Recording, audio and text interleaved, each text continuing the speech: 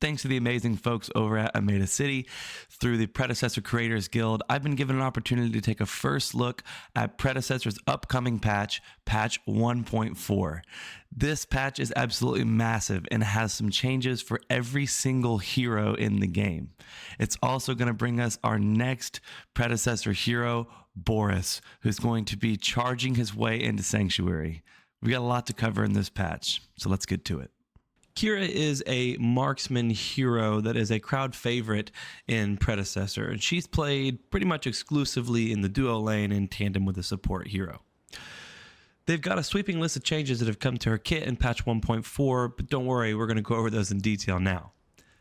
The first change is to her passive. It has a new feature called Umbra, but in order to understand what that is, you've got to understand kind of the base of her passive as it is. Her passive is called Vengeance, which essentially is a stacking basic attack stimulant that stacks up to 6 times. Kira gains an additional amount of damage for every stack that is on an enemy, and when she reaches 6 stacks, Kira gains an Umbra state. This Umbra state lasts for 3.5 seconds and will imbue her abilities as well as allow her to apply maximum stacks of Vengeance with every basic attack. The first change to her kit is to her primary ability, Dusk.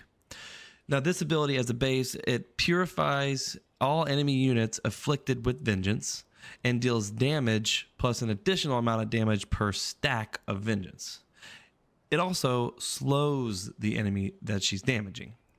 The changes that they made really came to push some of that damage to the late game as they've increased stack scaling and they've increased damage per stack as the ranks go on, but they reduced the base damage for each stack to account for some of that increased scaling.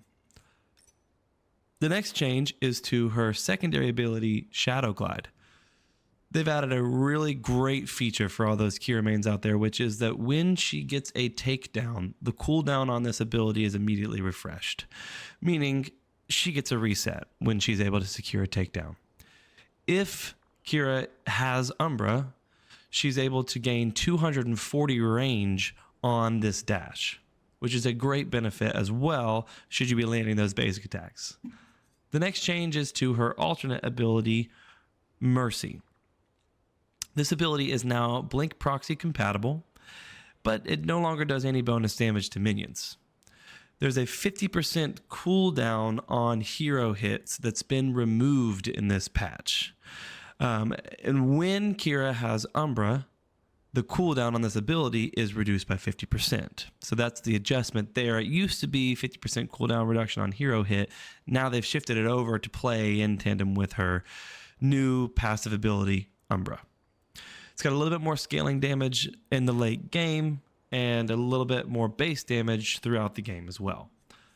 The last change is to her ultimate ability, Purge, which kind of goes hand in hand with the rest of the changes in that they've pushed some of this damage to the late game as they've increased the scaling on the ability. Now, this ability no longer does any on-hit effects, but it is able to benefit from lifesteal and critical strike. So a fair trade. Let me know what you think about the changes that have come to Kira in Predecessor and whether or not you're planning on playing her in patch 1.4.